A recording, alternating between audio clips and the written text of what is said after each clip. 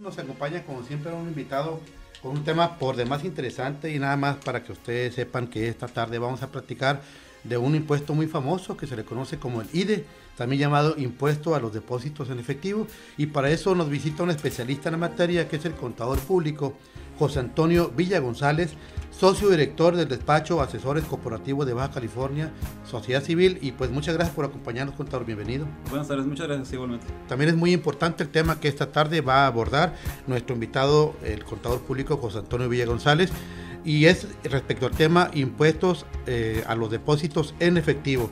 Y contador, bueno, para entrar en calor y para nuestros amigos que nos están escuchando en todo el estado, Tijuana, Ensenada, Mexicali y puntos intermedios, quisiera preguntarte, contador, ¿cuándo surgió el impuesto a los depósitos en efectivo y en qué consiste este impuesto?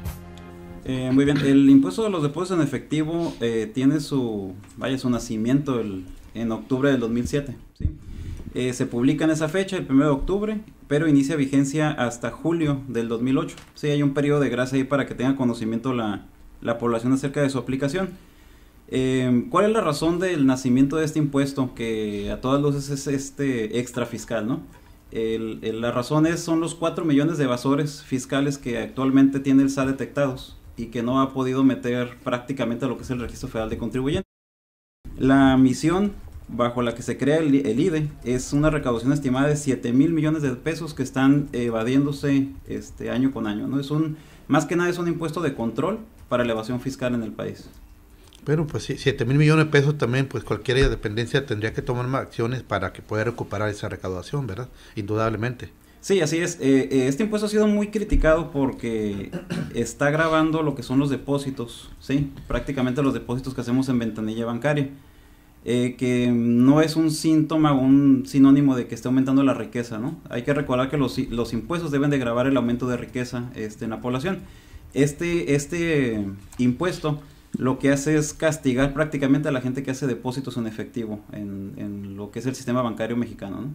Porque si, por ejemplo, yo le doy mi sueldo a mi esposa para que vaya y compre la despensa y y esa cantidad que deposita se excede los 15 mil pesos, automáticamente estoy pagando un impuesto de algo que ya pagué impuestos. Así es, efectivamente. De hecho, eso es una situación que se está presentando cotidianamente, ¿no? El hecho del recurso que reciben las esposas, las personas que son mayores de edad, que reciben donaciones de sus hijos para que puedan subsistir, que hacen el depósito en la cuenta bancaria, ahí están siendo afectados con la retención del 3%, ¿no? Y contador, en un juicio muy personal, ¿cree usted que esto ha dado los resultados esperados por las autoridades que crearon con esta finalidad dicho impuesto?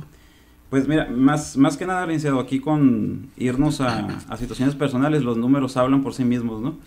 La recaudación que se esperaba del IDE ha ido disminuyendo año con año. El año pasado, el año del 2010, perdón, hubo un aumento en la recaudación porque las reglas eran muy duras y teníamos mucha ignorancia en cuanto a la aplicación de este impuesto, ¿no? ¿Qué fue lo que pasó en el 2011? En el 2011 tenemos, al inicio del 2011, el Ejecutivo presentó su presupuesto de ingresos y estimaba un aumento del 30% en la recaudación. Más sin embargo, en el periodo de enero a agosto, que es el dato que ya tengo ahorita, se había recaudado 2.700 millones de este impuesto, ¿sí? Pero en ese mismo periodo del 2010 se habían recaudado 9.400 millones, ¿sí? Tuvimos una caída de prácticamente más de 6.000 millones del 2011 con respecto al 2010. Pues una caída considerable. Sí, así es. Incluso en el presupuesto de ingresos para este año del 2012 tiene una disminución del 80% de lo que se espera recaudar el IDE. Y contador, ¿quiénes son los sujetos de este impuesto? Bueno, sujetos de este impuesto son personas físicas y morales, o sea, las empresas que hacen depósitos en efectivo en la banca, en bancos, que exceden de 15 mil pesos al mes acumulados, ¿no? ¿Sí? En el caso de las transferencias bancarias, ¿se aplica el IDE? No, cuando el dinero ya está dentro del sistema bancario, vamos a decirlo en 3 puntos, ¿no? Lo que son transferencias electrónicas, traspasos entre cuentas y lo que es el uso de títulos, de cheques, de ese tipo de documentos, no se grava con el IDE, ¿no? Sí, nada más lo que son depósitos en efectivo en ventanilla, vaya. ¿Sí? Entonces la reacción quizás natural de algunos pequeños, de personas que están dedicadas a actividades lucrativas que no están registradas, seguramente fue en lugar de meterlo al banco, pues que lo guardan en el colchón o qué es lo que harán, contador. Sí, de hecho, el plan de Hacienda, el objetivo de Hacienda de este impuesto era acrecentar la base contributiva, ¿sí? Estamos hablando de querían aumentar en 4 millones las personas que se inscribían al RFC. ¿Y qué es lo que pasa? El sistema bancario es un recaudador de información para el SAT, o sea, no hay nada más fácil en un sistema tributario que fiscalizar los bancos, entradas y salidas de dinero. ¿Qué fue lo que pasó? Aunado a la crisis, que hubo una disminución de flujo en esos últimos años, que fue un efecto que también tuvo el YETO, se vino bajo la recaudación, pero además de esto, la gente que está dedicada al comercio informal, por así decirlo, dejó de usar la banca. Entonces, en vez de que se aumentara la clientela vaya en la banca, ha disminuido, ¿no? La gente está haciendo las operaciones en efectivo ahorita, ¿no? Que es más riesgoso por las condiciones de seguridad que tenemos actualmente en el país. ¿Y se está considerando tomar algunas medidas para que esto cambie? Sí, de hecho, el sistema que está manejando ahorita la Secretaría de Hacienda, el SAT en particular, es un sistema en base a cómputo, ¿no? O sea, todas las operaciones de Hacienda las está enfocando que van a estar brincando prácticamente en su sistema tarde que temprano, sea por el banco, sea por la adquisición de bienes inmuebles, sea por la adquisición de carros, que es un plan que traen por ahí también ya a corto plazo. Pero el plan de Hacienda es cada vez estar haciendo más restringida la fiscalización, ¿no? Retomando lo que comentaba hace un momento sobre los sujetos de este impuesto, ¿quiénes son los que están exentos de pagar este impuesto? Los exentos son la federación, estados y municipios. Sabemos que lógicamente se maneja mucho recurso ahí en efectivo y ellos no son sujetos de este impuesto. Las personas morales con fines no lucrativos, un ejemplo podría ser un club social, una asociación civil, por ejemplo, un club deportivo que manejan cuotas en efectivo. Como no tienen un fin de lucro, no son sujetos del IDE. Pero ¿cómo lo podrían acreditar eso? Si alguien forma parte, por ejemplo, de un grupo, de un club rotario, ajá, y recibe donaciones, ¿cómo pueden acreditar eso? Lo que pasa es que ellos desde el origen de Constitución están exentos de todos los impuestos porque son figuras no sujetas de impuesto. Entonces, cuando inició esta ley del IDE, en el banco se hizo un pequeño trámite entre Hacienda y el IDE, entre Hacienda y el banco, que le avisaba de no retención de esas figuras. ¿Sí? Okay. Ahora, cuando se constituyen nuevas figuras de ese tipo, una de las cosas que se debe hacer sin dejarlo pasar es que el contribuyente le avisa al banco de que es un sujeto exento, ¿sí? Desde la inscripción viene ahí no sujeto de IDE, ¿no? Están identificados. Eso es bueno saberlo para la gente, sí, que forma parte de esos clubes que hacen labor social. Sí, así es. Muy bien. ¿Quiénes más no están considerados, maestro? Por último serían las personas físicas y morales que no exceden sus depósitos de 15,000 pesos, ¿no? Si no exceden de 15,000 pesos al mes, no van a pagar el impuesto, ¿no? Del IDE. 15,000 pesos. Ahora, ¿se paga el impuesto después de que excede 15,000 pesos sobre la diferencia o sobre el total? Sobre la diferencia. O sea, esos primeros 15,000 pesos están exentos, digamos. Perfecto. ¿Sí? Perfectamente. Muy bien, y bueno, continuando con el tema, yo le quisiera preguntar a usted, contador, ¿cuáles se consideran como depósitos en efectivo? ¿Cuáles? Que no son. Bueno, pues para que quedara más claro, pudieran ser los dos, ¿no? Bueno, los que sí son, vamos a ponerlo así en un ejemplo práctico, ¿no? Son aquellos que hacemos de billete y moneda. Pero es que en ventanilla bancaria, ¿no? Pero estamos hablando primero de los sujetos que están obligados a declararlo y después los que están exentos. Pero ahora sí vamos con los que sí son en efectivo. Ajá.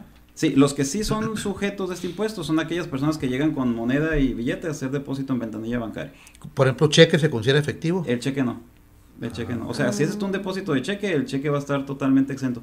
Por eso les decía ahorita, les hacía el comentario, si es dinero que ya está en la banca, el cheque ya está en la banca, las transferencias ya están en la banca, esos no son sujetos del impuesto, ¿no? ¿Sí? Incluso las transferencias entre cuentas, ¿no? Propias del contribuyente. Tampoco. Solamente cuando la persona llega a la ventanilla con efectivo. Así es. Eso es lo que podríamos decir que se castiga con este impuesto, ¿no? ¿Sí? Y contador, ¿este impuesto quién lo cobra o cómo se declara? Antes me comentaba aquí Cristian, me preguntaba cuáles son los que no se consideran depósitos en efectivo, el complemento de la pregunta de lo que el contrario, ¿no? Las transferencias electrónicas, para hacer mucho hincapié en eso, porque hay mucha gente que piensa que si va a recibir dinero vía transferencia va a ser sujeta al impuesto, ¿sí? Si es transferencia electrónica, no, traspaso entre cuentas, lo que comentábamos ahorita, que recibimos un crédito de alguna institución Infonavit o algún otro tipo de mecanismo de crédito, nos hacen la transferencia, ese depósito que recibimos nosotros vía transferencia de ellos no es sujeto al impuesto. Y por último, lo que son depósitos de cheques, ¿no? Todo lo que sea depósito de cheques no se va a considerar, porque hay mucha confusión con que el total de los depósitos en ventanilla son sujetos, pero estamos hablando nada más de moneda y billete, ¿no? Que se deposita. Sí, es importante que quede claro, ¿verdad?, para todo el público que tenía algo de duda. Si una persona, contador, si una persona tiene cuenta en un banco azul y uno en un banco rojo, por ejemplo, y en el banco rojo deposita 10,000 pesos y el banco azul deposita otros 10, ¿se le va a cobrar el impuesto? No. Depositado en efectivo, estoy hablando, pero en banco distinto. Curiosamente, esta exención de 15,000 pesos al mes es por institución bancaria, por todas las cuentas que tenga el contribuyente en cada institución. ¿Sí? O sea, son 15,000 en el azul, 15,000 en el rojo. Ah, ok. Porque lo que tiene que hacer el banco es, ahora sí que sumar todos los depósitos de la misma persona y exentarlo con 15,000 pesos. Pero es por institución bancaria. Okay. ¿Sí? Entonces, ahí en ese caso no pagaría ningún impuesto. Algunas personas por ahí aconsejaban a contribuyentes como supuesta planeación o fiscal el hecho de que abrieran cuentas en todos los bancos, ¿no? Todos los bancos. Pero pues hay que acordarnos de las comisiones bancarias, ¿no? Que también ahí están generando por cada cuenta y aparte estar cuidando los saldos, era algo impráctico, ¿no? Mucha gente sí lo hizo, empezó a abrir 3, 4 cuentas y decía, no, con eso me alcanza, ¿no? Pero al rato salió contraproducente. por todos lados, así es. Por falta de control. Sí, falta de control. Sí, con una cuenta a veces no puedes, ¿no? Muy cierto. Sí. Y ahora sí, volviendo a la pregunta, Inés, nos platicabas. Sí, retomando la pregunta, ¿cómo se cobra este impuesto? ¿La persona que hace el depósito tiene que presentar alguna declaración o con quién tiene que ir? Sí, este impuesto, el sistema, hay que reubicarnos en algo, ¿no? El sistema tributario mexicano siempre carga las obligaciones a terceras personas, ¿sí? Aquí en México el SAT es un especialista en decir, tú eres el que lo genera, pero tú me lo retienes y me lo pagas, ¿sí? O sea, hay una operación ahí de intermedio donde lo que hace es nombrar responsables solidarios a otros de la causación del primero, ¿no? En este caso es la banca, o sea, son los bancos, son los obligados a hacer la retención. Ellos tienen que hacer las operaciones, prácticamente se tardó aproximadamente 8 meses en iniciar este impuesto, porque la banca no estaba lista en sus sistemas para hacer las retenciones, ¿no? O sea, acumular y hacer la exención y luego la retención correspondiente. Además de que tienen la obligación de entregarnos constancia de esa retención mes a mes. Entonces había una carga administrativa para la banca, ¿no? Que de inicio no podían soportar.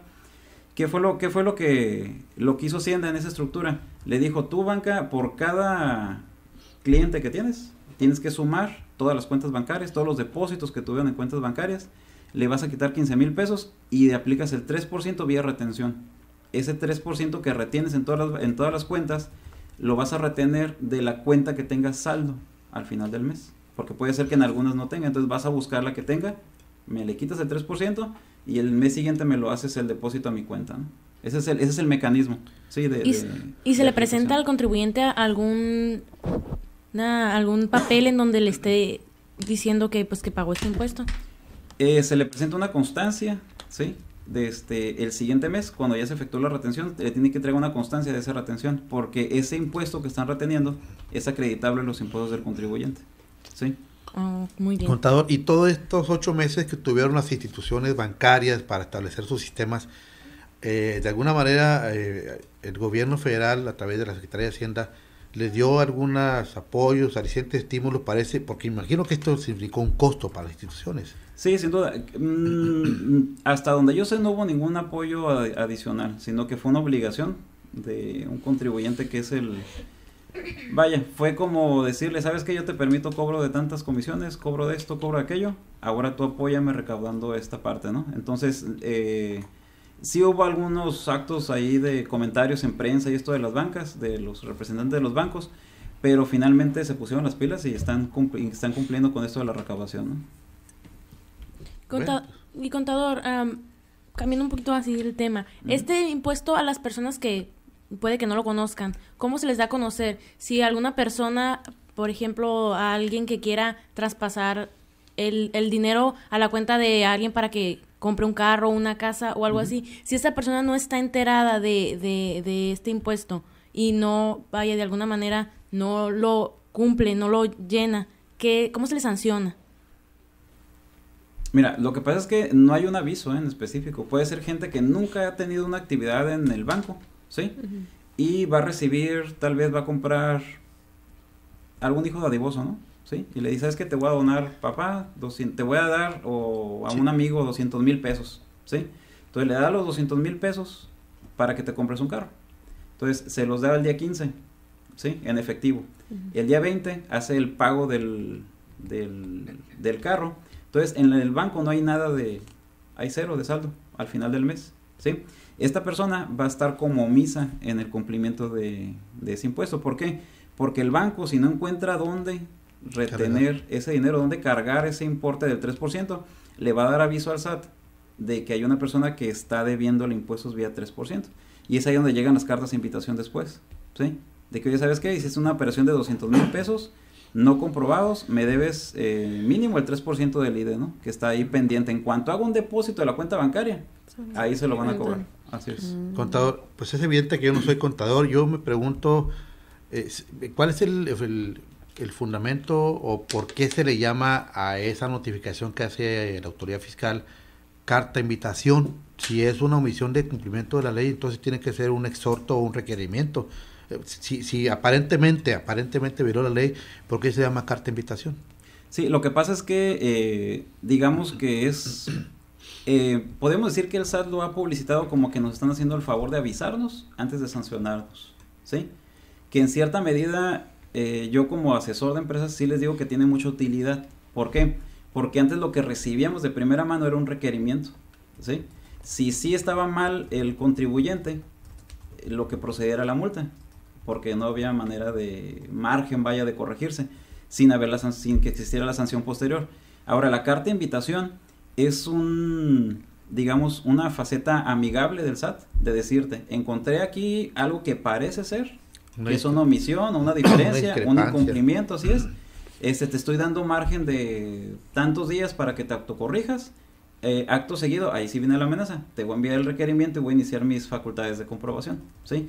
Pero mucha gente sí le molesta incluso las cartas de invitación, pero hay que ver el lado de que no hay una consecuencia legal, ¿sí? O sea, es un aviso preventivo del SAT para esto, ¿no? Yo le veo más ventajas que desventajas. Sin embargo, funciona, ¿no? Sí, funciona porque hay que recordar que el sistema mexicano es famoso por el terrorismo fiscal que implica, ¿no? Entonces, prácticamente avienta en forma masiva estas cartas de invitación y sí tienen una repercusión psicológica en la población, ¿no? O sea, todo el mundo anda estresado prácticamente con esto, ¿no? Aunque no tenga culpa, pero llega algo del SAT y ya sabemos, ¿no? Anda con un poquito de miedo. Así es. Pues, de hecho, nos comentaba, Cristian, la contadora Guadalupe Jaques, que estuvo en la mañana en la facultad, que solamente en Baja California se emitieron 17,000 cartas de invitación. Sí, así es. En Baja California.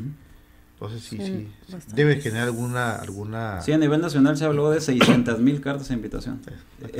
Con esas cartas de invitación se está programando una recaudación de 5,000 millones de pesos, nada más, para que tengan idea de si es viable o no es viable el hecho de, si es negocio o no es negocio que Hacienda emita estas cartas. Pues esperemos que nunca nos lleguen cartas de eso, cartas de invitación de esa.